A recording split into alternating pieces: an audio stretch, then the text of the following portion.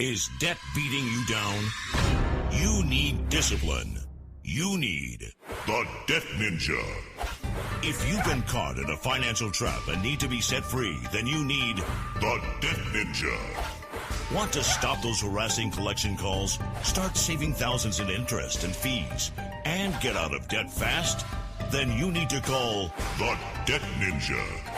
The Debt Ninja will find the best companies across the country that will help you consolidate all your bills into one easy payment, reduce your payments by 30 to 50%, and get you out of debt fast. If you have unsecured debt of $10,000 or more, such as credit cards, loans, or medical bills, call the Debt Ninja for a free 15-minute consultation. Call 800-826-1246. 800-826-1246. That's 800-826-1246. Call today. The Debt Ninja.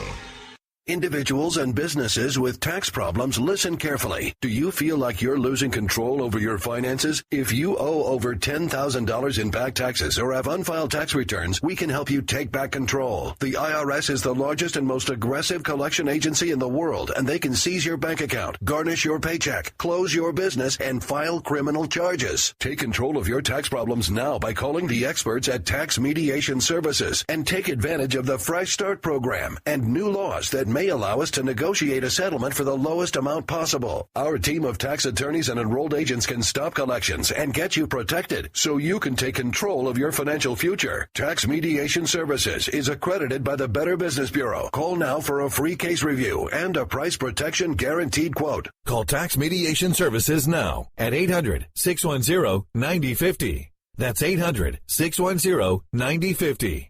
800-610-9050. All writers are prone to becoming so attached to our characters and stories that we struggle to see why a passage may not be working.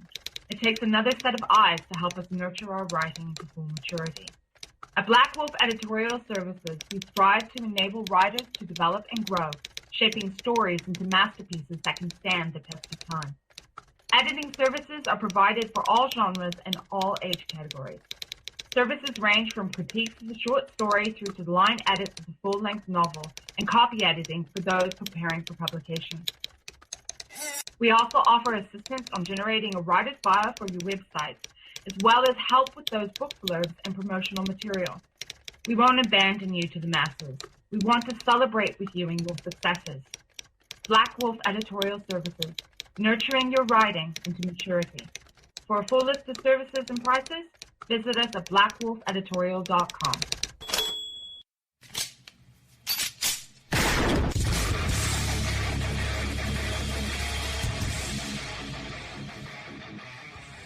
This is Slickery Trigger for Rebel Road Tactical. With proper care and feeding, your pistol will be ready when you need it, there to save your life. Shouldn't your gear be that good? Whether you need a holster for comfortable everyday carry or a tough-as-nails holster for your next training course, Rebel Road Tactical has what you need. Check us out on the web at rebelroadtactical.com.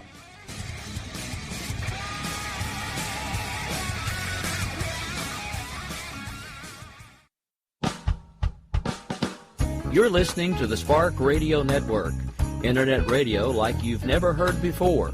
Innovation, creativity, and imagination are all said to begin with a spark. So fasten your seatbelt and take the ride of your life and listen for the spark. The leader in talk radio on the internet, right here on K98Talk.com.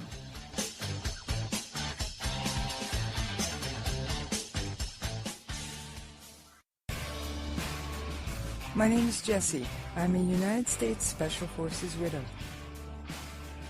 This gives me a unique perspective on the world around us. If you're willing to listen, I'll tell you how I see it, and I won't pull any punches. This is my POV, which stands for Point of View.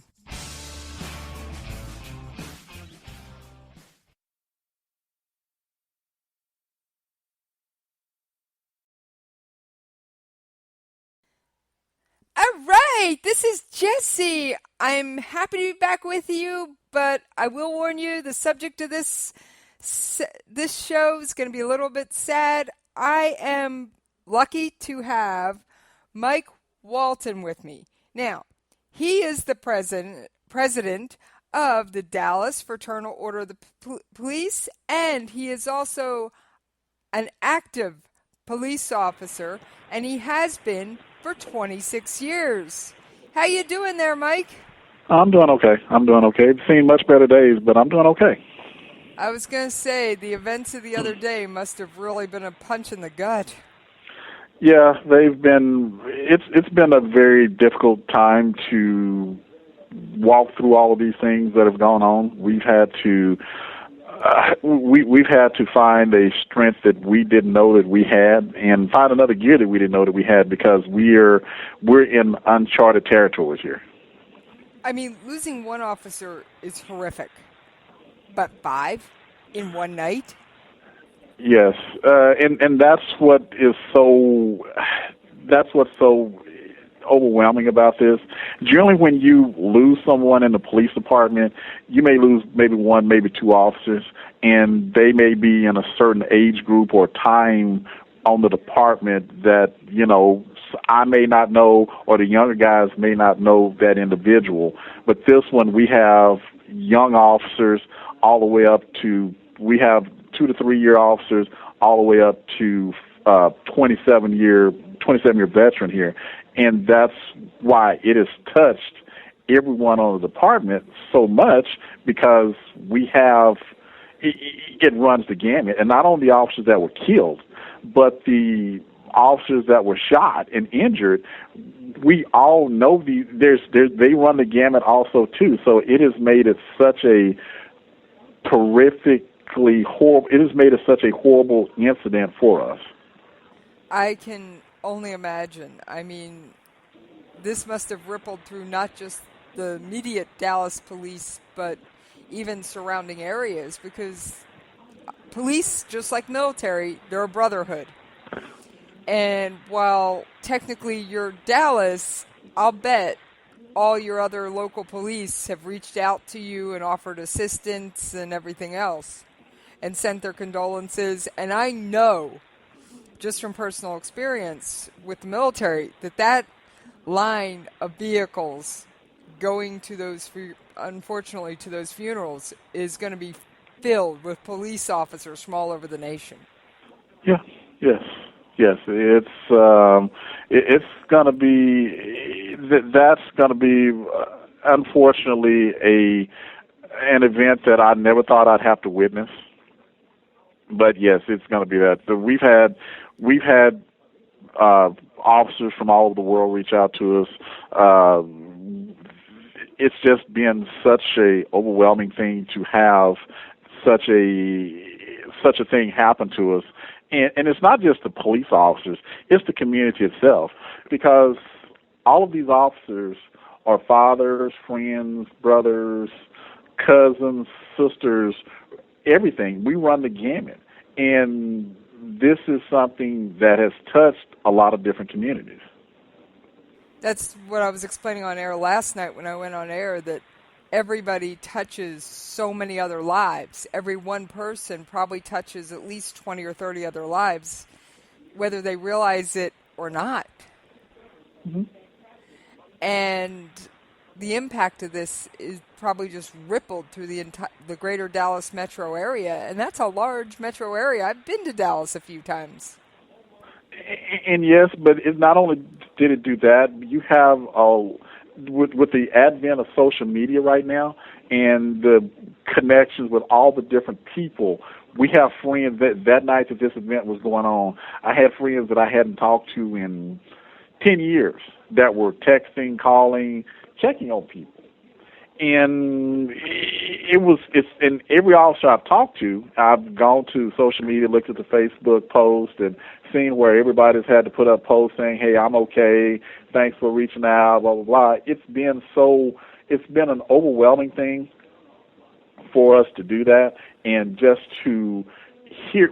We as police officers are never the victims. We're used to dealing with the victim, and it's this time we have to be we're the victim. We're the victim, and that does not that does not sit well with us because we're supposed to be the protectors, not the protectees, and we're in a different genre right now. Yeah, you're usually the sheepdog. Yes. Protecting the sheep, and the sheepdogs just got attacked, and it kind of turned the tables to an extent, but yet you still have to maintain that role as sheepdog. Yes. And I'm sure that's very challenging. Now, you did mention to me, and I did announce that you are currently an active police officer. How does that impact you when you put on that uniform to go to work tomorrow?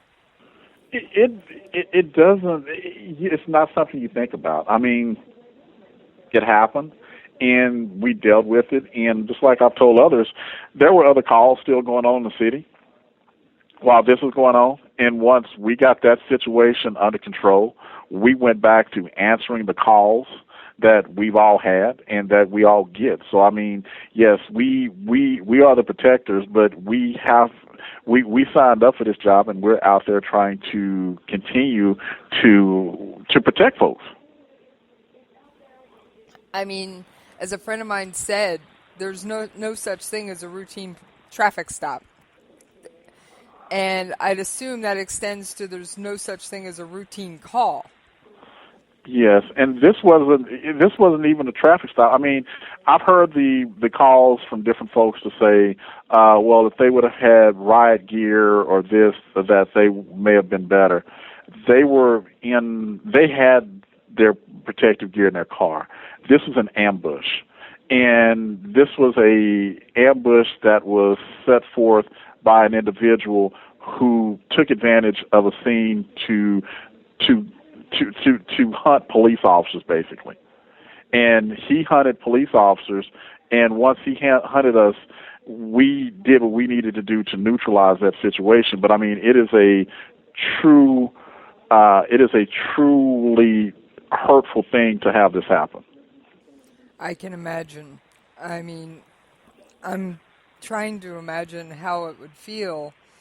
And are there officers who say, I just can't keep doing this anymore? Are there officers who have said, I know this is the job I signed up for? Is there anybody who's looking at getting out of this line of work after this ambush? Or We've not heard any of that. Everybody's just saying we want to get through this.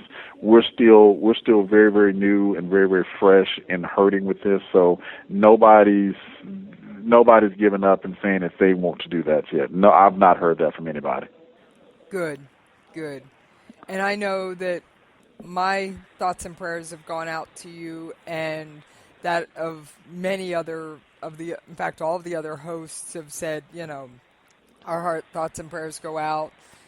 And for an online radio station, we normally end our last live broadcast at 11 o'clock Eastern Time. Well, all of this was just ratcheting up at the time. We did something very unusual for us. We went right back on the air and started bringing in the live audio feeds and all that from other news sources that had people on the ground. And I was actually responsible for part of that feed. And I couldn't talk during a lot of it. I was just so overwhelmed with the emotion of what you guys must be going through, because I know that you couldn't deal with the emotions at that time, but the rest of us. Now, for those who are saying, what can I do? I don't live in the Dallas area. What can I do to help? What would you suggest? As far as if they want to help the families, we have a foundation called the Dallas Fallen Officer Fund. They can Google that. They can donate. Go to our website. If they want to donate to those officers, they can do that. As far as what they can do where they live, talk to the police officers. We're not, just because we put on a costume doesn't make us the boogeyman. Like I said before, we are still fathers, brothers, cousins, best friends. We're all of those things. And once you get past that and talk to us, you may not even like us after you finish talking to us, but yet you have a better understanding of who we are, and we can have a better understanding of who you are. Right. In fact, I actually suggested to my listeners yesterday on my show that they go up, they see a police officer having a meal or whatever in uniform, that they go up and thank you for your service to the community and spend a few minutes visiting with you.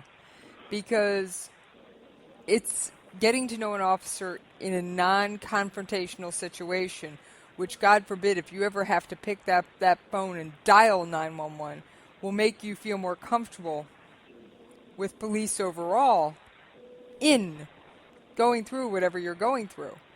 So I actually suggested that on air. I don't know if you heard about it, but yesterday in Valdosta, Georgia, an officer was responding to a 911 call. And when he arrived, the person who called 911 engaged him in a firefight.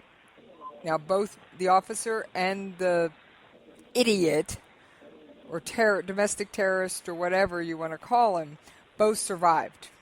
Oh, wow. They are both in the hospital. So you hadn't heard that one, huh? I've heard that there was another couple of shootings, but I have not had time to. No, I've not had time to process those. No, I've not. I didn't think you had, but yeah, I was just like, it just seems like police officers nationwide, to some extent or other, are under attack. Mm-hmm. And what do you think sparked all this? What do you think caused all this? Jessie, I can't put my finger on it. I mean, this has been, it's been such a wealth. I don't even have the words to describe it. It's so convoluted with politics, with I don't know you. It's like people who don't know their neighbors. We mistrust. Human nature is to mistrust. And until you talk to people and get to know them, once you talk to people, you then know them 100% better. And that is the problem that I think that we have, is we don't talk to each other. And if we don't talk to each other, we can't know each other. Right. And I will say that all this social media stuff, while it is mostly being positive, there actually was a Facebook group that actually cheered the person who I will not name, the shooter who ambushed you guys the other night, and said, good, we killed 5, and I'm not going to use the term he used. I got you. Law enforcement officers. Let's kill more. And I went, oh, if I could take down your Facebook page. I looked at the web address that it sent me to associated with the Facebook page, and it was the Black Panther. Which didn't surprise me, and I have a feeling is no surprise to you. No, and I mean, the groups that throw that out there, you have to take it for what it's worth. I mean, it's sad that we're at this point where we can't come together. And like I said before, once you take off this uniform, even when you do have this uniform on, we all bleed. We all are people. And uniforms do not take away our human side. They do not.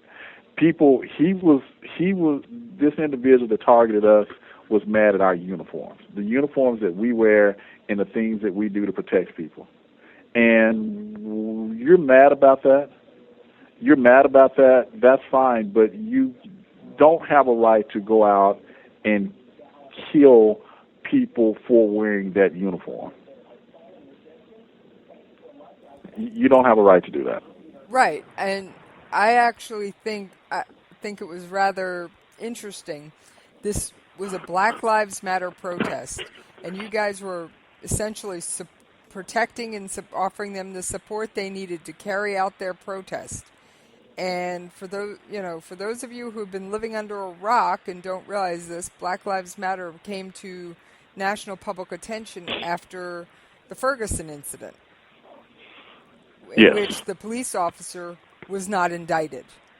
Yes. After the investigation came out, it was proven the officer did nothing wrong. Now, that didn't stop Black Lives Matter and other radical social groups from saying, so what, police officers are always out to get the minorities. And personally, I've interacted with police officers probably on a daily to weekly basis. And I never see that bad side. And I'm even a concealed carry permit holder. And yes, I do carry frequently. I was pulled over about 2 weeks ago, and I was carrying. So I kept my hands on the steering wheel, told the officer I was carrying, told the officer where the weapon was, and made it so that he could disarm me before I reached for anything. And obviously, nothing happened. I got a traffic ticket and life went on. But he thanked me, and he held on to my weapon until our business had concluded, and he thanked me for the way I handled it. I was carrying in the small of my back in a holster. So I'm a wheelchair user, so I couldn't have just stepped out of the vehicle for him to, get me away from the weapon. But I said, I can turn so that you can see, I'll unlock my door. I said, I've got my window down. You can reach through and unlock my door, and then I will turn my back to you so you can get my weapon out of its holster. And the police officer was like, that works for me, because he's like, well, can you step out of the vehicle? I said, no, I use a wheelchair. I can't stand. And he's like, okay. I said, but I do have a suggestion. The whole time I had my hands on the steering wheel so he could see they weren't going anywhere. I said, my window's down all the way. You can reach through and hit the unlock button, and I will turn my back to you so you can take the weapon. And that is the only weapon I have on me. I said, now I do have a knife, but it's in the pouch on my wheelchair, which is behind me, that I couldn't easily get to from here. And he's like, that's fine. So he took the weapon, took care of it, wrote me the warning, or I think, it was a warning, and let me go on my way and return my weapon after our business had been concluded. Now, is that how you would recommend, if someone is a concealed carry holder, that they handle things, or what would you recommend in a situation like that? What I would recommend is, always advise the officer, like the law says, that you're a concealed carry holder, and let the officer advise you what he wants you to do. If he wants you to hand him the weapon, or if he doesn't want you to stand down, usually when I've ever had encounters with them, they'll give me their license. You're a concealed handgun owner. Okay, cool, thank you. And we'll continue on with whatever. If it's a traffic stop, that's fine. It's whatever it is, we'll continue on with that. But that's up to each individual officer. But as far as citizen, just be calm, give him your concealed handgun license, and go from there. Right. And once he had my weapon, I went into my wallet and got all the credentials and, my concealed carry, my license. And I said that, I explained to him, my insurance card is in that glove box across the vehicle. I've got to lean over and get, I explained every move I had to make before I made it. And I've always found that informing the officer what you're going to do before you do it makes them a bit more comfortable. Yeah, it does. And like I said, it's up to each individual officer as to what their comfort level is with you.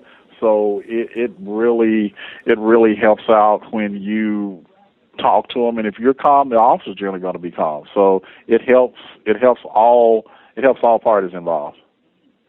Right, because one of the incidents that sparked recent protest was someone being shot during a traffic stop. Yes. And I don't know the details of it. I'm not sure.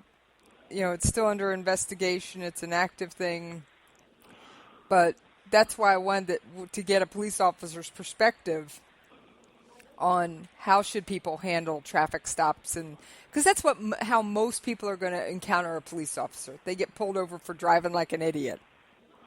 Yes, and that's what that's what you should do. I mean, the officer usually will try to feed or de-escalate the things that you're doing, and so that it doesn't rise to the level of you want to do something to the officer wants to do something to has to do something to you, and it just it makes it a lot better. If you have that goes back to the dialogue. If I have dialogue with you, even in that brief few minutes, that it will help both of you. Right. And like I said, I pulled over as soon as it was safe. it was daytime, so I didn't turn on my interior lights. I put my window all the way down, and then I put my hands where he could plainly see them, knowing I was armed. Now, if I hadn't been armed, I wouldn't have bothered with explaining the whole concealed carry thing. Probably wouldn't have even handed over my card, even though because I wasn't carrying. Yes, and like I said, that's a great idea. I mean, you told the officer, and I probably would have. I may not have disarmed you. I probably said, okay, thank you, because if you're telling me that you're calm, you're telling me you're concealed handgun license owner, you're letting me know you're complying with the law. I may be stopping you for a traffic citation, but that's all I need you to do, and then I'll be back with you as soon as I get done. The reason I mentioned it to him, other than it being the law, was I could have easily grabbed my I wear my wallet in a clip-on thing on my waist, and to reach for it, my hand would have been within less than 6 inches of my weapon. And I didn't want him to have any reason to be jumpy. So, and he seemed like he looked to be in his 20s, so I'm suspecting he was a little bit younger to the force, newer to the force. So I was like, why don't you, and I even suggested, I'll turn my back, you can take the weapon, breathe a sigh of relief, give it back to me after our business is concluded. That was actually my suggestion, kind of, because he was looking a little tense when he heard I was a concealed carry owner. So that was my way of going, listen, why don't you do this? You'll feel better. I don't have to worry about it. And that's what you should do. Like I said, this is a new day and time, and is back as far as my officers go that were killed and injured. I'm just praying for their families and working with their families to try to make sure that they get everything that's done that they can have, and to make sure that when the narrative changes, that we don't forget the people that are most important, these officers that were killed and the officers that are injured and their families. How are any of the officers still hospitalized? Have they all been released? What's the status? I think most have been released, and there may be, I think, one still in the hospital, but we're still. I hadn't got an update yet this afternoon, so I'm not really sure. I think it's just one left in the hospital. Did any of them suffer potential career-ending injuries, or were they, or was it a wide range? It's just a wide range of injuries on there. So we're waiting to see. They still have other doctor's appointments and everything else they have to attend to. So we're a little too early to discuss their futures in law enforcement right now. We just want to get them healthy. That's what we want to do. Right.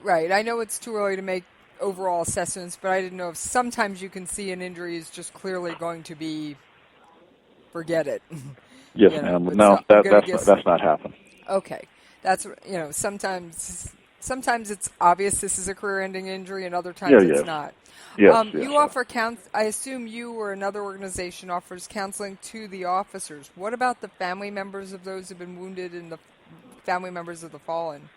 The Fraternal Order Police is sending in their crisis response team, and they're offering up. The National is offering up any counseling that anybody needs, so that we can get everybody to talk out their feelings, understand what's going on, and to make sure that they'll always have a avenue to be able to discuss what's going on.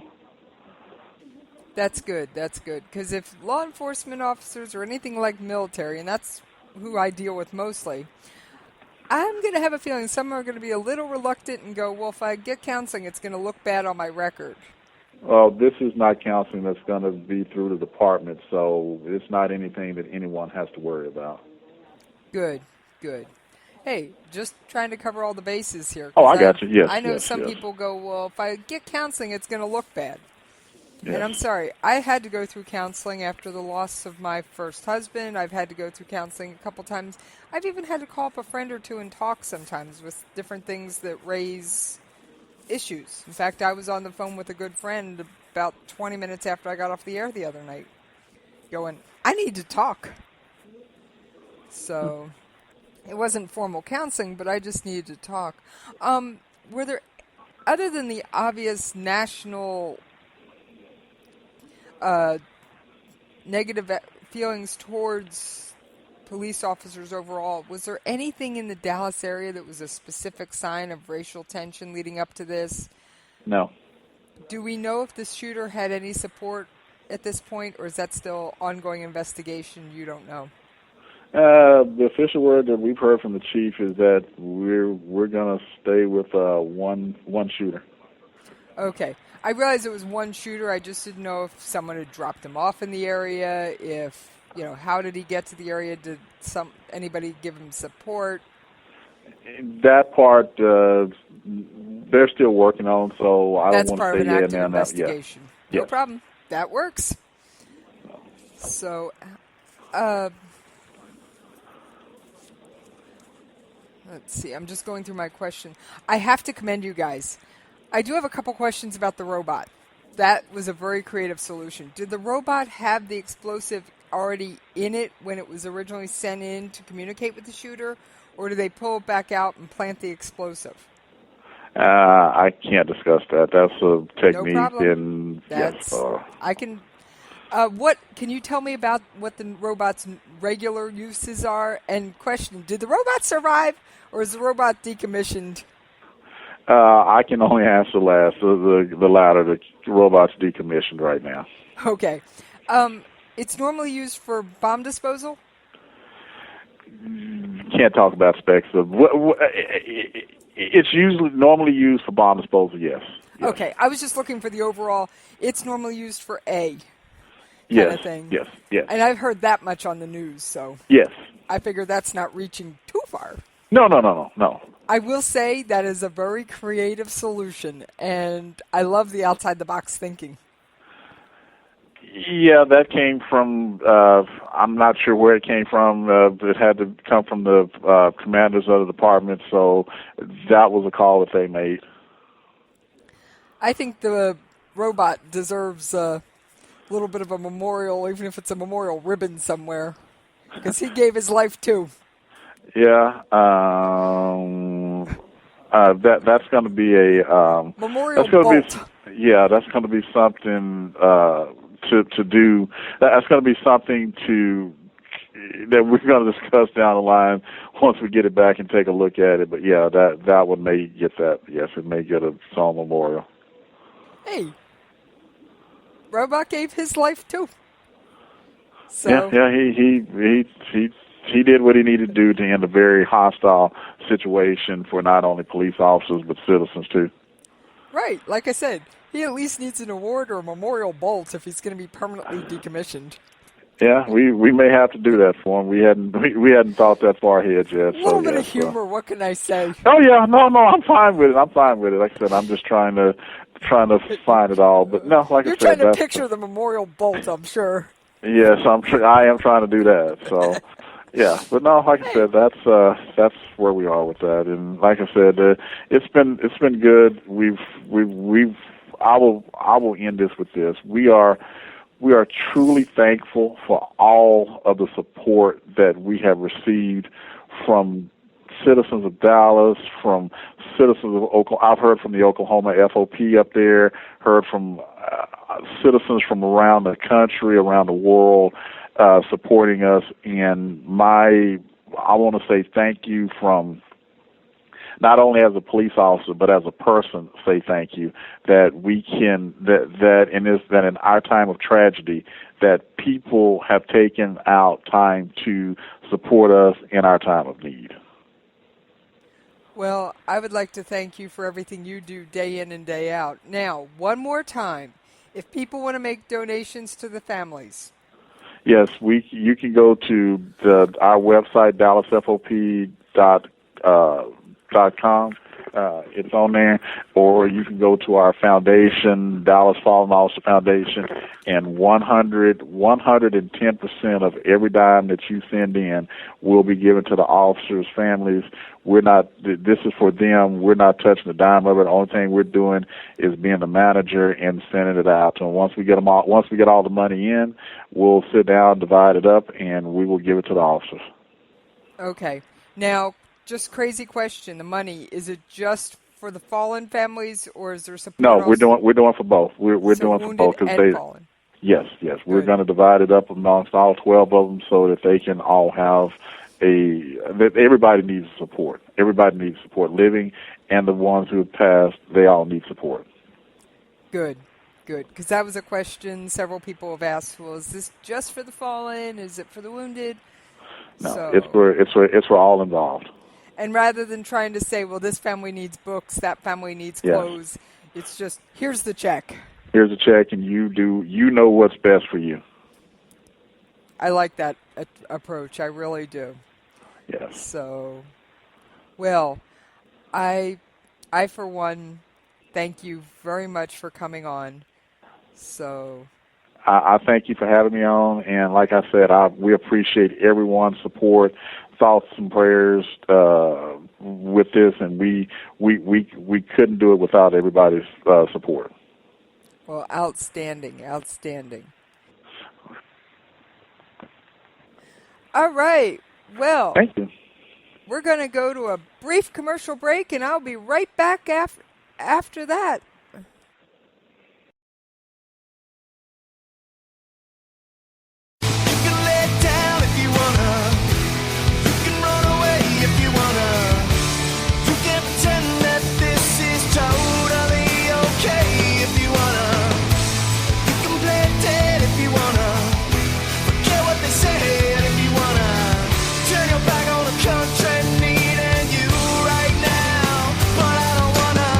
If you want to work until you keel over, have less of everything in retirement, or give back more of your hard-earned money to the stock market again, then just ignore me. But if you'd like to protect the money you save, receive a steady, predictable retirement income, and enjoy financial security for as long as you live, then listen to this. You can download a free report that reveals the wealth-building secrets Wall Street and the banks don't want you to know. You'll learn how you can get guaranteed growth, safety, and real prosperity without risking your money in the Wall Street casino, and how to get the money you need when you need it, simply by asking for it. This is the best way to have a 100% secure retirement, and know your money will last as long as you do. To learn more about this method and to get your free report, go to 29security.com. That's the number 29security.com. 29security.com. Go to 29security.com. Tired of paying outrageous prices for Viagra? Well, we have great news for you. Now you can finally get Viagra at huge discounts. Healthy Man allows you to save up to $500 on Viagra. Why pay U.S. pharmacy prices of $15 per pill or more when you can get Viagra for less than $3 a pill? Call today and get 40 Viagra pills for only $99. This can cost as much as $600 at your local pharmacy. You can't afford not to call us. If you want Viagra at the lowest prices, never pay $15 a pill pharmacy prices again. Get Viagra for less than $3 a pill. Call 1-800-516-7602 today and save up to $500 and get 40 pills for just $99. Healthy Man is fast, easy, and affordable. Operators are waiting at 1-800-516-7602 to take your call right now. Call 1-800-516-7602. That's 1-800-516-7602. Again, 1-800-516-7602. Individuals and businesses with tax problems, listen carefully. Do you feel like you're losing control over your finances? If you owe over $10,000 in back taxes or have unfiled tax returns, we can help you take back control. The IRS is the largest and most aggressive collection agency in the world, and they can seize your bank account, garnish your paycheck, close your business, and file criminal charges. Take control of your tax problems now by calling the experts at Tax Mediation Services and take advantage of the Fresh Start program and new laws that may allow us to negotiate a settlement for the lowest amount possible. Our team of tax attorneys and enrolled agents can stop collections and get you protected so you can take control of your financial future. Tax Mediation Services is accredited by the Better Business Bureau. Call now for a free case review and a price protection guaranteed quote. Call Tax Mediation Services now at 800-610-9050. That's 800-610-9050. 800-610-9050. Prone to becoming so attached to our characters and stories that we struggle to see why a passage may not be working. It takes another set of eyes to help us nurture our writing into full maturity. At Black Wolf Editorial Services, we strive to enable writers to develop and grow shaping stories into masterpieces that can stand the test of time. Editing services are provided for all genres and all age categories. Services range from critiques of the short story through to line edits of the full-length novel and copy editing for those preparing for publication. We also offer assistance on generating a writer's bio for your websites, as well as help with those book blurbs and promotional material. We won't abandon you to the masses. We want to celebrate with you in your successes. Black Wolf Editorial Services, nurturing your writing into maturity. For a full list of services and prices, visit us at blackwolfeditorial.com. You can lay down if you wanna. You can run away if you wanna. You can pretend that this is totally okay if you wanna. You can play dead if you wanna. Forget what they said if you wanna. Turn your back on the country needing you right now, but I don't wanna. All right, this is Jessie, and I'm back with you guys. This is the Saturday Slowdown that really isn't a slowdown. Now, I do have some other police-related news. Friday night, as in last night, and this is June 9th, so it would have been June 8th, police in Baton Rouge face off with protesters demanding justice for Alton Sterling. Friday night, police faced off with several hundred protesters in Baton Rouge who were demanding justice for victims of police brutality, particularly Alton Sterling, who was killed here on Tuesday. At least 100 officers, some in riot gear, tried to keep the protesters contained on the sidewalk outside the city's police department, and several engaged in heated exchanges with protesters who demanded they be allowed to march into the street. Protesters eventually did so, marching down Airline Highway and shutting down traffic in one direction as cops followed.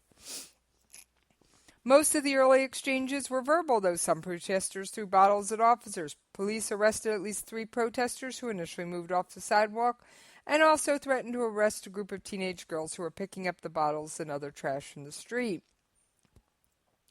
Tensions were high after a sniper killed 5 law enforcement officers at a peaceful Black Lives Matter protest in Dallas on Thursday, allegedly citing revenge for recent police shootings as a motive. The massacre came midway through a week already marked with tragedy. The day after police killed Sterling, a 37-year-old father of 5, and officers shot and killed Philando Castilla during a traffic stop in Falcon Heights, Minnesota. The shootings of both black men were caught on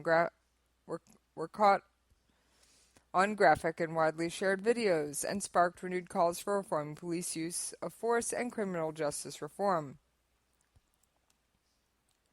One police officer in riot gear, who would not provide his name, pinned the fault of the confrontation on the media for supposedly poking the bull. Demonstrations against Sterling's death, with protesters had believably held in front of the convenience store where he was killed, had not been met with heavy police presence until Friday night, according to the Advocate. All right. You don't think I can leave North Korea out of a single show? Come on. North Korea fires missile from submarine, but test fails, according to South Korea. North Korea fired a ballistic missile from a submarine on Saturday, but it appears to have failed soon after launch, South Korea's military said. The launch comes at the end of a week of sharply rising tensions on the peninsula. This is only a day after the U.S. and South Korea pledged to deploy an advanced anti-missile system to counter threats from Pyongyang, and 2 days after North Korea warned it was planning its toughest response to what it deemed a declaration of war by the United States. North Korea deemed that we declared war on them because we placed Kim Jong-un and approximately 10 to 11 other officials from North Korea on a list for individual sanctions. Not just all of North Korea, but specifically targeting these individuals. The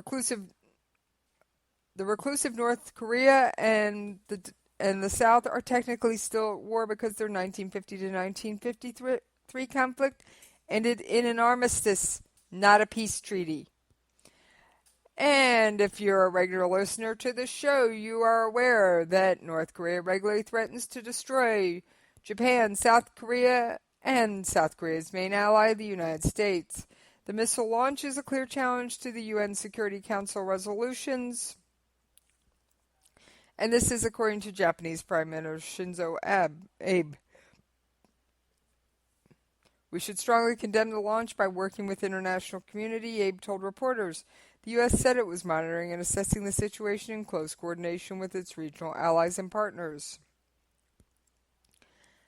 And a spokesman for the U.S. Department of Gabriel Price, spokeswoman for the Bureau of East Asian and Pacific Affairs at the U.S. Department of State, said, "We strongly condemn North Korea's missile test in violation of UN Security Council regulations, which explicitly prohibit North Korea's use of ballistic missile technology."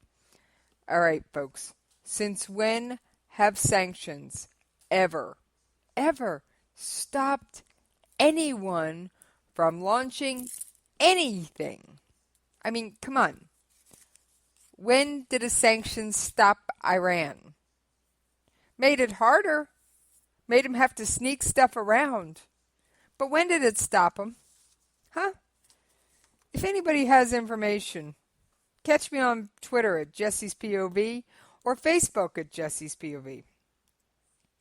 I mean, really, the UN sanctions are essentially toothless. As much as we like them. All right.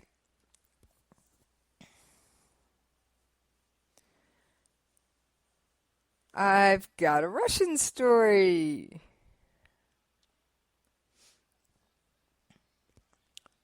Russia expels U.S. diplomats in fallout over bizarre embassy fracas.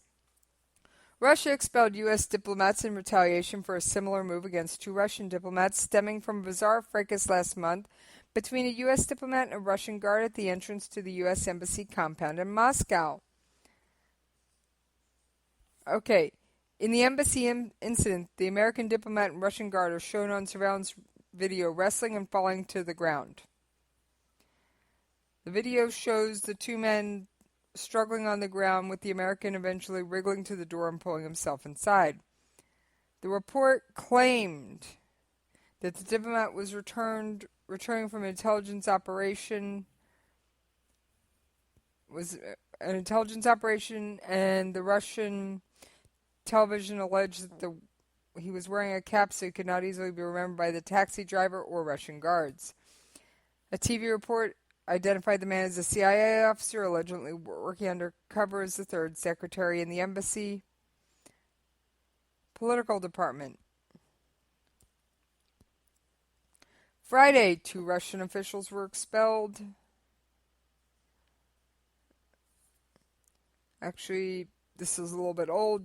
In June, 2 Russian officials were expelled for the beating of the diplomat in Moscow, and then Russia's, of course, we expelled 2 of theirs, they expelled 2 of ours. Let's just hope it stays at this level of petty BS. I mean, come on.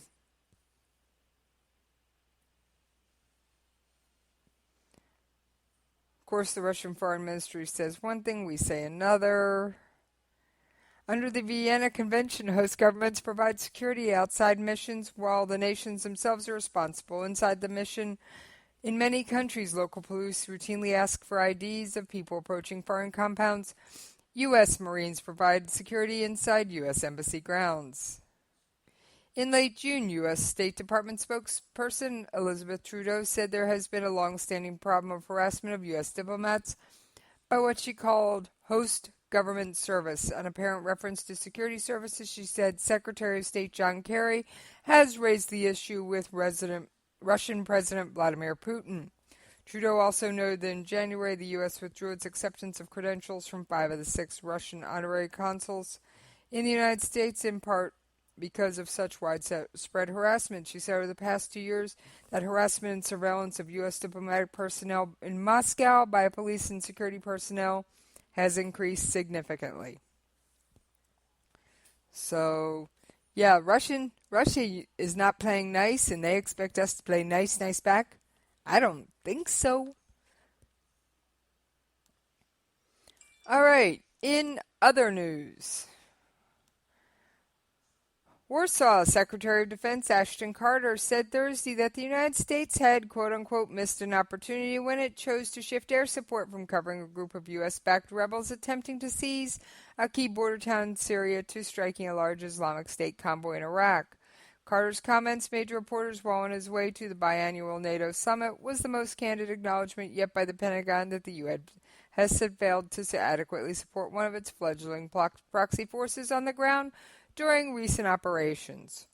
On June 28th, the Pentagon-backed group called the New Syrian Army drove more than 200 miles from the base on the Syrian-Iraq border to wrest the town of Bukumal from the Islamic State. Despite early gains, including seizing an abandoned airfield on the outskirts of town, the unit of roughly 100 fighters was repelled the next day when the Islamic State counterattacked, killing a handful of rebels and capturing U.S.-supplied weaponry and equipment.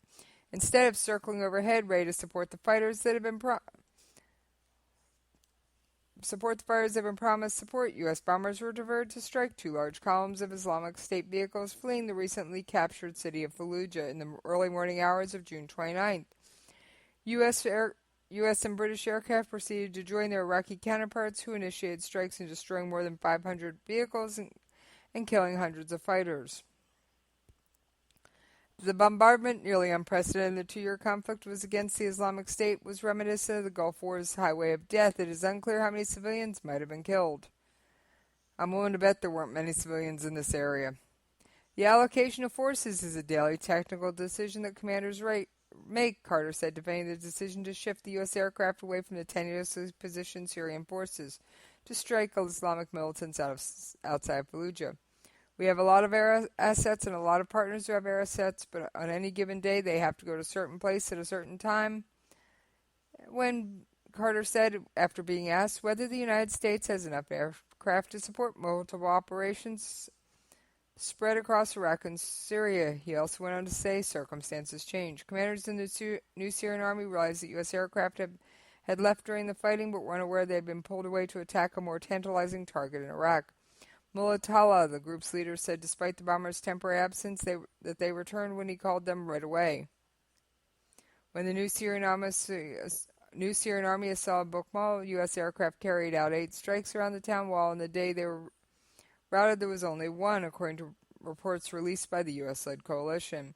The lack of U.S. air support was only one issue that plagued the rebels' offensive. Additional fighters in the form of dormant resistance cells spread throughout the Bukhmal failed to arrive, said Abdusalam Muzil, a fighter with a rebel group that formed the New Syrian Army. A radio station called Bukhmal Liberation Radio was proposed to broadcast a call to arms when the New Syrian Army arrived on the outskirts of town. The call, Muzil said, went unheeded. Although the rebel forces were pushed out of the town and forced to drive back to their garrison at Al Tanaf, the New Syrian Army characterized the attack as success, stating it was meant to be a raid that penetrated into the well-defended Islamic State territory. However, prior to the offensive's collapse, U.S. military spokesman Colonel Chris Garver said the operation was originally meant to liberate Bukamal and cut loose the Islamic State's military supply lines in the Euphrates Valley between Syria and Iraq. Garver told reporters on Wednesday that some aspects of the operation are ongoing and had managed to disrupt Islamic State operations in some area. Oh yeah, there's still news going on outside of Dallas, folks. Alright, while I don't normally delve into political news, I thought this story was worth bringing to you. U.S. Rep. Corrine Brown indicted after a fraud investigation. U.S. Representative Corrine Brown of Florida and her chief of staff pleaded not guilty Friday to multiple fraud charges and other federal offenses in a grand jury indictment unsealed after investigation into what prosecutors called a phony charity turned into a personal slush fund. Brown, a 69-year-old Democrat and chief of staff Elias Ronnie Simmons, entered pleas in Jacksonville federal court on charges of mail and wire fraud, conspiracy, and obstruction and filing of false tax returns. She had represented a Jacksonville-based congressional district since 1993, one of the first 3 of African Americans elected to Congress from Florida since Reconstruction, and is seeking re-election in a newly redrawn district. Later Friday, Brown released a statement saying she was temporarily stepping down as ranking member of the House Committee on Veterans Affairs in accordance with House rules. House Democratic leader Nancy Pelosi, who called the charges against Brown deeply saddening, said that for more than 2 decades, Brown has served her constituents in Florida with passion and energy. She has been a champion for Americans' veterans. Sorry about that. It seems my allergies are deciding to make a presence today. At least it isn't Mr. Frog. I have some audio on that, and we are going to take a brief listen.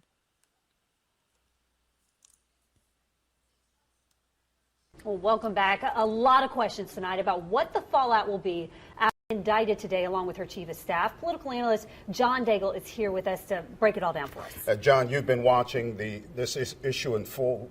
What's your reaction, first off? And secondly, as you know, she is now in a re-election year. Yeah. How do you think this is going to happen? Congresswoman Brown has certainly been down this road before. Maybe not to this extent, but she survived her first ethics complaint even before she took office in '92, and has survived a series of ethics investigations and complaints since then, and none of those have shaken her popularity among her base. Let's talk about the August 30th, her re-election, the primary that day. The trial's not started to begin until the first week of September. So what kind of impact will this have on her race, but also on other races that are on that ballot? Yeah, well, I think there's a good chance that these charges could actually energize her base and maybe even help her in her reelection. But it could also have some big impacts on other races on that August 30th ballot.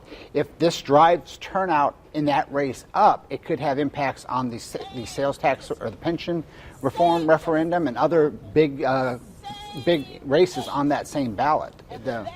Her defense today used the words inquisition, political attack. Clearly you see where they're going, but is that to reverberate with her constituency and potential group of jurors, or is it politically, she's being politically attacked? I think she and her attorneys know that they have to begin to create a story, and the storyline has got some room for that kind of a narrative. I mean, obviously the timing of this does seem a little strange. We're almost at the end of the congressional session. Right. We're about a month before her primary, so there's room for them to create a narrative about some of the parts of this investigation that look a little bit motivated. John, thanks for coming in. We appreciate your time tonight. All right, so with much of the first goes heard, and I apologize for that. Extra little audio sneaking in. This Democratic Congresswoman is up for charges in an election year. She has survived previous allegations, however, who knows what will come of this one. All right. Let's take a trip through my mailbox. Now, it's Saturday, and I don't always get the most up-to-date stuff today, but we're going to take a look anyway and see what new stuff I can find. I'm sure I got something in here I haven't covered.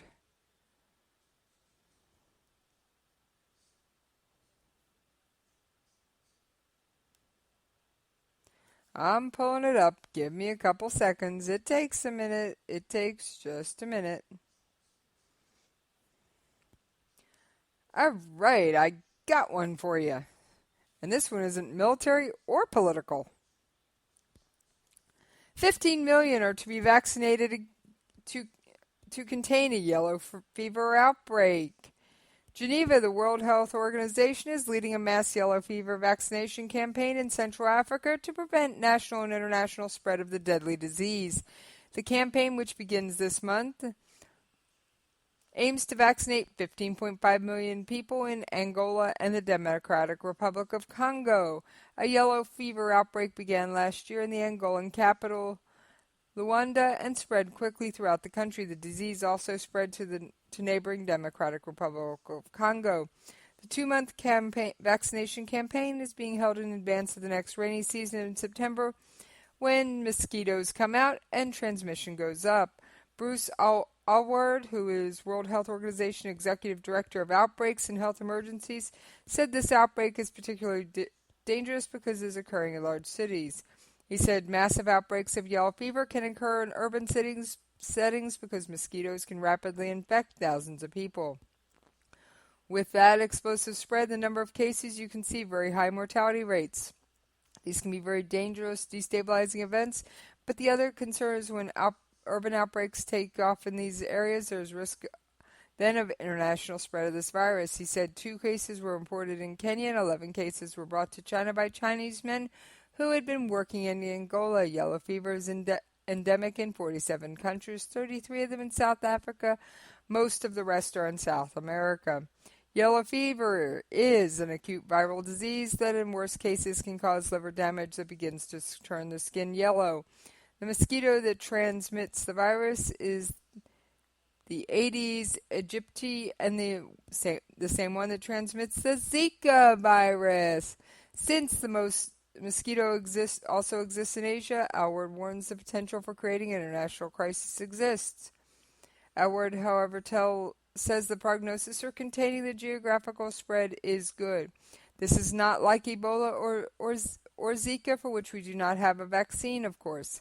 This is a disease for which we have a vaccine and for which there is a vaccination requirement under the international health regulations for yellow fever. So again, a big part of our work with the countries at risk of the disease is to ensure they have a vaccination of traveler policy. The latest World Health